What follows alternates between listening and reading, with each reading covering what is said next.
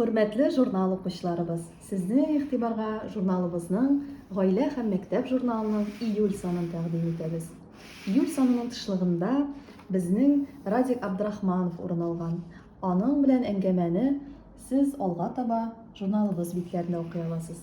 Фәния Лотфуллина милли темага да сораулар бирә һәм шулай ук Радик әфәнденең киләчәккә максатлары, уй-ниятләре хакында да әлеге мәкаләдә язып үтә. Туган батыр образы чыннан да бүгенге көндә безнең милли образга әйләнеп килә һәм яшьләребез өчен, балаларыбыз өчен бер милли каһарман урынын тота. Алга таба без журналыбызда хәзер шулай ук Фәния Лотфуллинаның Әстерхан Сабантуе маҗаралары дигән мәкаләсен күрәбез. Әлеге мәкаләдә федераль Сабантуй узган Әстерхан төбәгенең тарихы да, анда яшәүче төрле милләтләр хакындагы мәгълүмат та, ногайлар хакындагы кызыксындырган уйлар, фикерләр дә һәм шулай ук Сабантуйның үзенчәлекләре дә урын алган. Мәсәлән, Әстерхан Сабантуенда дөя ярышы булып узган. Әлеге кызыклы мәкалә сезнең күңелегезгә шулай ук хуш килер.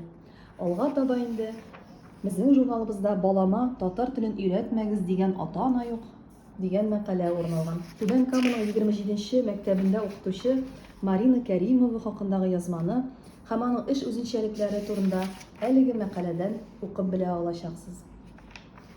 Шулай ук хәзер җәйнең иң кызган чагы, җәй уртасы. Безнең татар балалары сәләт лагерында ял итә. Бу сәләт лагерына ничек сайлап алалар икән укучыларны? Әлеге һәм башка мәгълүматлар хакында сез шулай ук журналыбыздагы мәкаләдән укып белә алачаксыз. Археология тарихның анасы. Галимҗан ага сабаклары бик кызыклы гына безнең сәхифә бара. Галимҗан абый мәктәптә үзенчәлекле итеп балаларга фәннәрне укыту серләрен төшендерә. Сабыйлар гаилә әзи сәхифәсе йөрәк җылысы дигән рубрика астында безнең монда инде балалар йортында тәрбияләнүче балалар хакында беләсез. Бәлки безнең журнал битләре аркылы балалар үзләренә әти-әни дә табырлар. Кайда син хыялдагы һөнәр мәкаләсе? 40 яшьтән соң эшне алыштыру мөмкин эшме? Шушы хакта инде. Монда психолог киңәше дә һәм үз эшләрен 40 яшьтән соң алыштырган кешеләрнең тәҗрибәсе дә бар. Чыннан да бик кызыклы һәм һөнәрен алыштырырга уйлаган кешеләргә кирәкле язма. Балада мотивацияны ничек үстергә? Психолог киңәше. Нуриса Сәгъдиеваның мәкаләсендә без бик катлаулы тәрбиягә кагылышлы катлаулы сорауларга җаваплар табабыз. Шулай ук ата-аналарга киңәшләр дә бар монда. Һәм һәр кеше дә үзенең энергия агышын дөрестләргә омтыла бүгенге заманда. Чыннан да энергияның агышы, үзгәреше кешегә тәэсир итмичә калмый. Кытайлардан килгән фин-шуй тәгълиматы хакында бу мәкаләдән укып белә аласыз. Монда үзегез яшәгән фатирны ничек дөрес иттереп урнаштырырга икәнен белерсез. Атлары аккош муенлы мәкаләсендә Әдилә Бөрханова безне ат спорты төре белән таныштыра. Балаларына бирү монда куркынычсызмы, аның нинди үзенчәлекләре бар. Һәм шунысы да кызыклы, безнең кызлар да бу спорт төренә тартыла икән бит.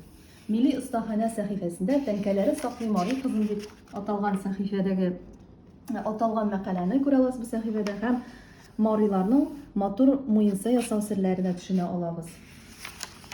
Алга таба безнең инде Мин җырларга яратам сәхифәсе матур шушы җәйге номерыбызны йомгаклап куя.